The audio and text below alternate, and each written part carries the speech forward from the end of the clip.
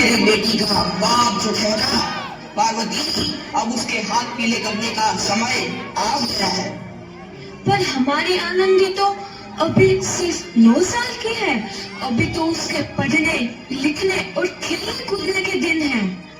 देख पार्वती, लड़कियां पराया धन होती है और जितना जल्दी इन्हें घर से विदा कर दे उतना अच्छा है। कल से आनंद की पढ़ाई बंद। पर बापू, इसमें मेरी क्या गलती है? आप मुझे पढ़ाई करने क्यों नहीं देते? तेरी गलती है कि तू एक लड़की है। लड़का होती तो क्या बापू, लड़का होती तो क्या? लड़की ज्यादा जबान न चला, नहीं तो जबान हलक से खींचकर बाहर निकाल दूंगा। बापू, मैं पढ़कर कुछ बनना चाहती हूँ। मेरी पढ़ाई ना रोको बापू। आनंदी, तुझे पढ़ना है तो पढ़, लेकिन सारी उम्र बाप की छाती पर यूं बोझ बनकर ना बैठ। पर बापू, अभी तो मेरी उम्र पढ़ाई लिखाई की है। मुझे पढ़कर डॉक्टर बनना है। पढ़ाई पढ़ाई पढ़ाई, आज तो तेरी किताबों का काम तमाम करके ही छोड़ूंगा। नहीं बापू, मत छोड़ो बापू। सॉरी। नहीं बापू, नहीं। बापू, ये तुमने क्या किया? तुमने मेरी इन किताबों को ही नहीं पढ़ा बापू। मेरी किस्मत फाड़ दी, मेरी किस्मत। ये कॉपी किताबें ना सिर्फ छोरों के हाथ में अच्छी लगती है, लड़कियों के हाथ में तो सिर्फ बहन ही अच्छी लगती है, बहन नहीं। पर बापू, मैं लड़की हूँ तो क्या हुआ? लड़का और लड़की तो हमारी आंखों के समान होते हैं। चुप कर आनंदी, और यह एहसान मान कि अब तक जिंदा है तू। कहीं बचपन में गला दबा कर मार होता तो यह तेरी बकबक नहीं सुननी पड़ती आज। पर बापू, मुझे चूल्हा जलाना अच्छा ना लगे है। देख छोरी, जितना जल्दी हो कि चूल्हा जलाना सीख ले उतना ही अच्छा है तेरे लिए। और हाँ, तेरा ब्याह तो होगा, वो भी कल के कल। अपना जीवन है तुम्हारी यही कहानी। आंचल में है दूध और आंखों में है पानी। मुझे माफ कर दे बेटी, तेरे बापू के जिद के आगे मेरी एक न चलेगी। माफ कर दे बेटी, मुझे माफ कर दे।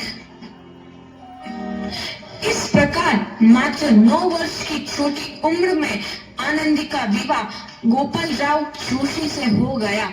बाल विवाह एक सामाजिक कुरीति है और इस कुप्रथा का शिकार होना पड़ा आनंदी को। 5 वर्ष बाद आनंदी 14 साल की हो गई है। उसके घर एक शिशु ने जन्म लिया है। देखते हैं आगे क्या हो। देखिए ना, इसे क्या हो गया है? इसका माथा तो अंगार की तरफ तप रहा है। इससे तो बहुत तेज बुखार है। आप बिना कुछ भी बोलते हैं, दीजिए मुझे। माधव, माधव, जल्दी से वैद्य जी को बुला के लाओ। जी, अभी बुला के लाता हूँ। ये तुम क्या कर रही हो आनंदी? भगवान की विभूति लगा रही हूँ। बस करो आनंदी, ये सब अंधविश्वास है। अरे आप यकीन तो कीजिए, भगवान की कृपा से इसका माथा ठंडा हो रहा है और बुखार भी उतर गया है ना बाबू? देखिए, दीजिए मुझे। उठो बाबू, आंखें खोलो, तुम्हें तुम्हारी माँ बुला रही है।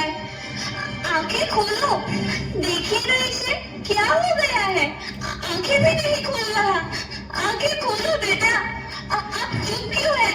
आंखें खोलो बेटा, आंखें खोलो। आनंदी, हमारा बेटा कभी आंखें नहीं खोलेगा।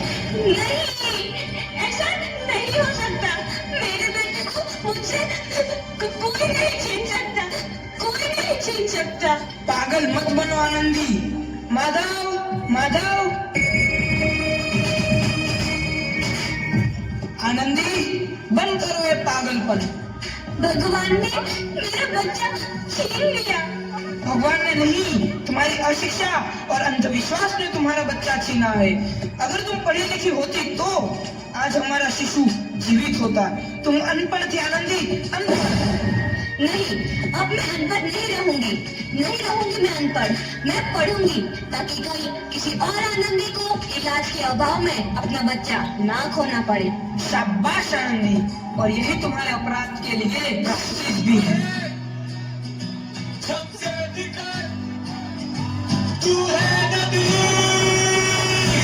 आनंदी, तुम्हारी 12वीं का परिणाम आ गया है। तुमने पूरे कॉलेज में प्रथम स्थान अर्जित किया है। आनंदी, तुम्हारी मेहनत रंग लाई है। तुम्हें शिक्षा वृत्ति मिली है। ये लो तुम्हारे अमेरिका जाने की टिकट। मुझे शिक्षा वृत्ति मिल गई, मैं अमेरिका जा रही हूँ। पर ये सब मैं अकेले कैसे कर पाऊंगी? आनंदी, अपने आप को इतना कमजोर क्यों समझ रही हो? फिर इतना पढ़ने लिखने का क्या फायदा? तुम अभी गवार की। गवार नहीं हूँ मैं अब गवार।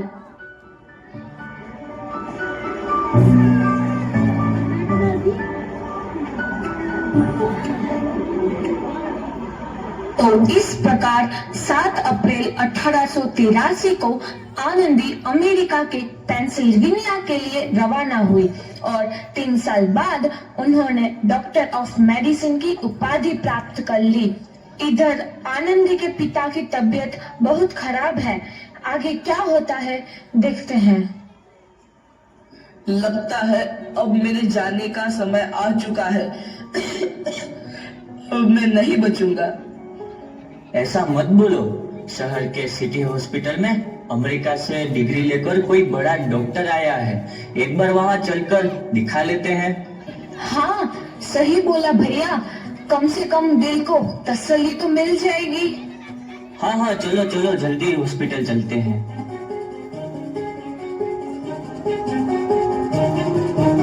इस मरीज की हालत तो बहुत ही खराब है। कोई चमत्कार ही इसे बचा सकता है। ऐसा मत बोलो भाई। डॉक्टर साहब कब तक आ जाएंगे? लो आ गई डॉक्टर मैडम। डॉक्टर मैडम, जल्दी देखिए, मरीज की हालत बहुत ही खराब है।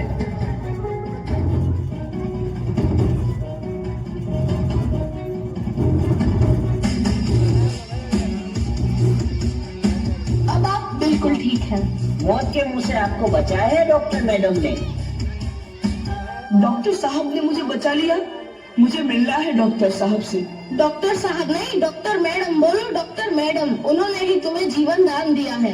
लो आ गई डॉक्टर मैडम, मिल लो उनसे। डॉक्टर मैडम, आपका बहुत बहुत धन्यवाद। आपने मेरी जान बचाई। इसके बदले में मैं गरीब भला आपको क्या दे सकता हूँ? वचन चाहिए मुझे कि कभी ये नहीं कहोगे कि लड़कियां कुछ नहीं कर सकती। वचन? ये कैसा वचन? अरे श्यामलाल, तुमने पहचाना नहीं? तुम्हारी बेटी आनंदी। आनंदी? मेरी बेटी आनंदी डॉक्टर? हाँ बापू, वही आनंदी जिसके लिए बचपन में तूने चूल्हा और दुल्हा के अलावा कुछ नहीं सोचा था। आनंदी, आनंदी मेरी बेटी, मुझे माफ कर दे। मैं तेरा गुनहगार हूँ बेटी। नहीं बापू, वही आनंदी जिसके हाथ पीले करके तुम उसकी सारी जिंदगी खाना खा देना चाहते थे। माफ कर दे मुझे मेरी बच्ची, माफ कर दे। मैं तेरा अपराधी हूँ मेरी बच्ची, माफ कर दे। नहीं बापू, मैंने तो तेरा एहसान चुकाया है। याद है ना अपना एहसान जो बचपन में तुमने मुझ पर किया था? ताने सुना कर जी मार डाला था मुझको।